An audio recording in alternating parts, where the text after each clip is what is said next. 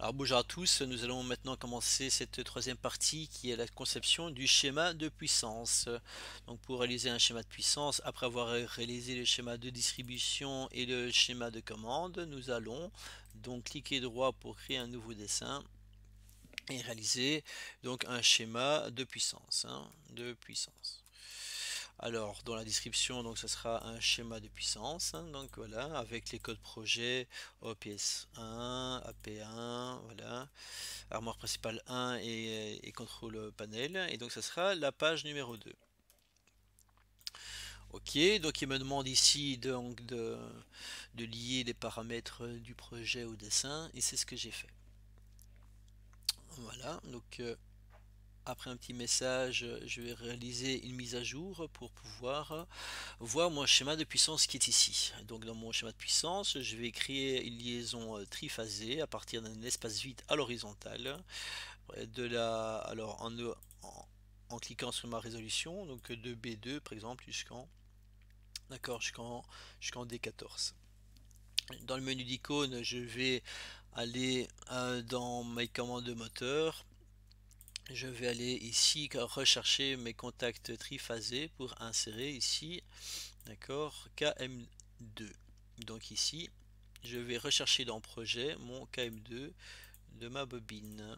Et donc il va le lier avec la liste de broches. Donc voilà mes contacts de puissance encore disponibles, deux contacts de commande déjà utilisés, un NC aussi utilisé, le contact pair P, donc toujours dans le folio 1 qui est la bobine. Donc parfait, donc ici, donc j'ai bien le contact, les bornes 1 et 2. Il actualise donc les trois autres bornes de la même façon. Parfait. Ensuite, je vais de nouveau reprendre les liaisons multiples d'une autre liaison, donc toujours avec trois fils. Donc je vais ici tirer une ligne. Je vais donc maintenant pouvoir remettre donc ici le KM1. Le KM1 donc qui est ici. Que je vais essayer donc d'aligner avec le KM2. Et donc de la même façon, donc je vais rechercher ici mon KM1, d'accord, pour pouvoir le lier donc à la bobine pair KM1. Donc il va bien affecter donc mes broches de puissance. Alors si je vais dans mon schéma de commande, donc j'ai bien mes d'accord, ma puissance qui a bien été affectée donc aux références croisées de ma bobine. Une fois que j'ai terminé ceci, donc je vais terminer ma liaison multiple. Alors cette fois-ci, je vais partir du composant en triphasé, où je vais sélectionner donc les trois bornes du bas pour aller vers ma ligne. J'encode C ici dans mon invite des commandes Enter pour pouvoir tourner ici, d'accord, sur ma ligne et pouvoir réaliser la liaison. J'ai bien la phase 1 qui est bien connectée avec la phase 3, donc j'ai bien réalisé un deux sens de rotation. Alors maintenant je vais retourner dans mon menu d'icônes et je vais sélectionner ici dans commande moteur donc mon relais thermique, d'accord, que je vais insérer dans mon plan et donc que je vais appeler bien Q1. Donc vous rechercherez vous-même donc le catalogue, dans le catalogue ce qui vous intéresse. Alors si vous avez bien travaillé, vous avez bien aussi des contacts de la partie commande qui s'affichent. Dans le menu d'icônes, vous allez aussi placer le moteur triphasé avec connexion au PE, donc ici 4 bornes. Donc je le mets ici au plein milieu et il va normalement bien découper donc mes fils, très bien. Et je vais maintenant connecter mon PE à mon moteur. Donc là je vais prendre un fil, je vais cliquer sur type de fil où vous encodez petit grand T et vous allez maintenant prendre un PE. D'accord, donc je décoche ma résolution, je viens ici mettre l'extrémité ici de ma borne PE et je vais pouvoir ainsi aller retourner, d'accord, jusqu'à mon schéma de distribution qui se trouve ici. Et je vais pouvoir de nouveau ici mettre mon PE, type de fil PE, voilà, PE, et aller donc de l'arrivée à ici, vous voyez, je me suis trompé, donc j'ai pas sectionné le PE, donc je coupe mon fil, n'oubliez pas, il faut bien couper le fil et pas faire un delete. Donc dans type de fil grand T Enter, je vais bien sélectionner mon PE, d'accord, donc j'arrive ici, voilà, et donc je pars ici donc vers mon schéma Ah, mais vous voyez, comment ça se fait que mon PE n'a pas été sélectionné. Donc je recommence encore. J'espère que vous n'aurez pas ce problème-là chez vous. Alors pourquoi mon PE ne veut pas se sélectionner? Bon, j'espère qu'il est pris maintenant. Voilà, voilà, maintenant j'ai bien mon PE. Voilà, tac, et je vais vers mon schéma de puissance. Alors maintenant je vais lier par une flèche source mon schéma ici. Donc je vais appeler ça PE. Ouais, je vais tout simplement l'appeler PE, donc ma liaison PE, d'accord, et je vais l'insérer dans mon schéma de puissance par la flèche destination, mon PE. D'accord, donc récemment utilisé, mon PE. Donc si j'ai bien travaillé, donc on voit que les folios, les références croisées, donc se sont bien mises. Alors ensuite, il y a trois petits points d'interrogation qui s'ajoutent là, donc ça ce sont les un numéro d'équipement de potentialité. Donc là, je vais vous montrer comment les insérer. Donc c'est quoi un numéro d'équipement de potentialité? C'est chaque fil va posséder un numéro qui lui est propre.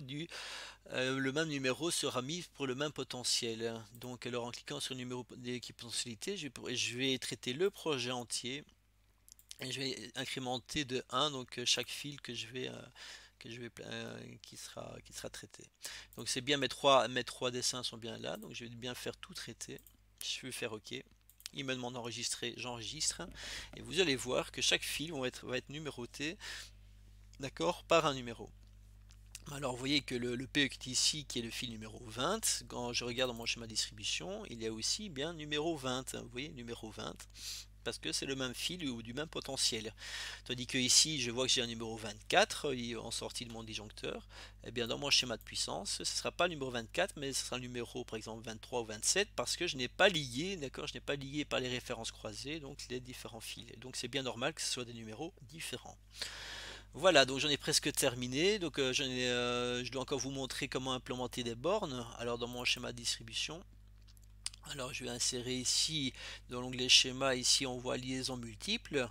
Donc liaison multiple, voilà, par rapport au menu d'icônes. Alors dans le menu d'icônes, je vais insérer donc des bornes.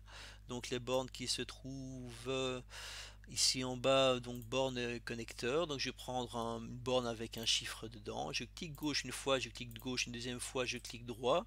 Je conserve ici donc ma première borne et je vais mettre par exemple borne de puissance. Donc borne de puissance et je vais commencer par la borne 1.